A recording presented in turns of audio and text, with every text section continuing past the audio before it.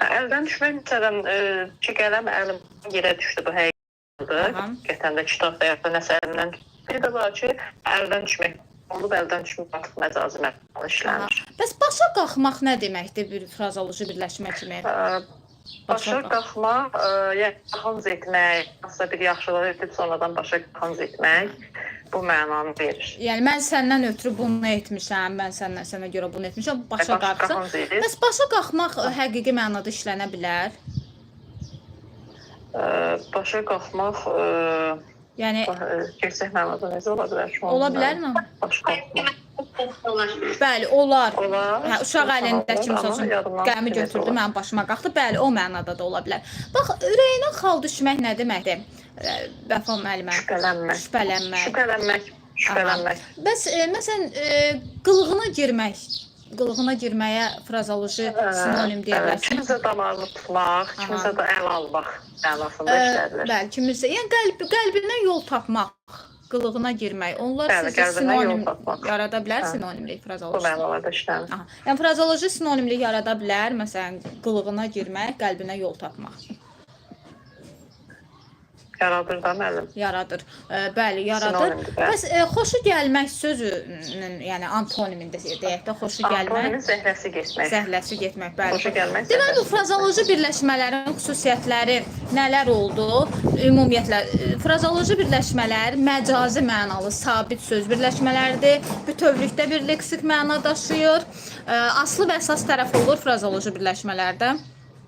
Olmur, xeyir olmur. Olmur, aslı və əsas tərəf olmur, bəli. Bir tərəfdən digər tərəfə sual vermək olur, bəs?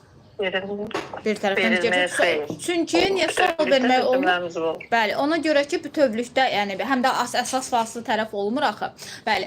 Deməli, bu hissə, birinci hissədə bunlar idi. İndi bir də mətnlər də vermişdim, mətn tapşırıqları. Onları işləmişsiniz. İşləmişəm. Mən şəkil çəkib atacaqdım, o da bağlıydı. Qrupa, yaxşı, göndərərsiniz. Mən qrupa açmışam artıq, birazdan göndərərsiniz. Və bu gün də yenə də mətnlərə baxacaq. Namirə müəllimə, siz o mətnlərə baxdınız. Biz dünən bir ikisinə də birlikdə dərsdə də baxmışdıq. Siz baxdınız mətn testlərinə, yoxsa qrupa göndərdiniz? Birinə baxdım, adı yadımdan çıxdı, adı nə idi? Qazlarla bağlı. Onu biz dərsdə oxumuşduq. İndi yenə də mətn testinə baxacağıq. İndi deməli mətn testinə baxacağıq və dərs vaxtı. Amma ki bir də testlərə baxacağıq. Yəni leksikanın özünün belə digər testlərinə. Bir də ki mətn testi çünki bilirsiniz ki düşür imtahana və mətnlə bağlı suallar sizcə fikir vermisiniz də biz də işləmişik mən qədər. Mətnlə bağlı sualları tapa bilirsiniz ümumiyyətlə.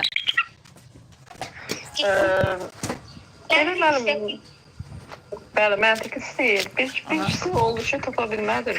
Bir dənə deyir ki, məcazi mənada qara sözlə verilmişin hansı məcazi mənadaydı? Nəsə bir şey var idi. Məcazi mənada bu cür birinin yazıb, sonra davamını tapa bilmədim. Hansı idi? Məcazi mənada. Nəsə belə bir şey var idi. Yəni belə deyək də mətn testlərində ideyanı tapmaq tələb olunur. Sonra məsələn mətndə hansı suala cavab yoxdur. Adətən belə suallar. Məsələn mətndə həqiqi və məcazi mənada işlənən sözlər tapın. Yəni bu cür suallar üçün ümumiyyətlə mətn testlərini tapmaq, yəni belə deyim, məsələn mənim üçün asan gəlir. Yəni orada 2 dənə belə deyim də 2 dəfə oxumaq, məsələn imtahanda, yəni 2 dəfə ən azı 2 dəfə oxumalısınız. Çünki bir dəfə oxuyanda diqqətdən nəsə yayına bilər. Amma 2 dəfə oxuyanda artıq sən onu tam belə başa düşmürsən. Amma təbii ki, mətni oxumağa dediyim kimi də çox vaxt ayırmayın. Qısa bir müddətdə tam onu başa düşməyə çalışın. Ondan sonra tam başa düşəndən sonra o testləri işləyirsiniz. İndi yenə işləyəcək, baxacaq mətn testlərinə. Amma mətn testləri işləməmişdən öncə leksika 2-ci hissəni izah eləyim. Ondan sonra bugün leksikanı bitiririk və leksikanın testlərinə də baxacaq. Sonra da dediyim kimi mətn testləri. Və leksika 2-ci hissədə biz nədən danışacağıq? Təkmənalı və çoxmənalı sözlər, amonimlərdir, sinonimlər, antonimlər məsələsi və bunlardan danışacağıq. Deməli, elə gəlin təkmənalı və çoxmənalı söz nə deməkdir? Bunları qeyd edin. Özünüz nə bilirsiniz, əvvəlcə onu soruşun. Namirə müəllimə, ümumiyyətlə təkmənalı və çoxmənalı sözlər nədir? Amonimlər, sinonimlər, antonimlər, biraz bunlar haqqında məlumat verin. Deməli, təkmənalı və çoxmənalı sözlərin fərqi, təkmənalı söz odur ki, onun yalnız bir mənası var, yəni başqa bir mənada işlətmək olmur. Məsəl üçün, qələm. Qələm təkmənalı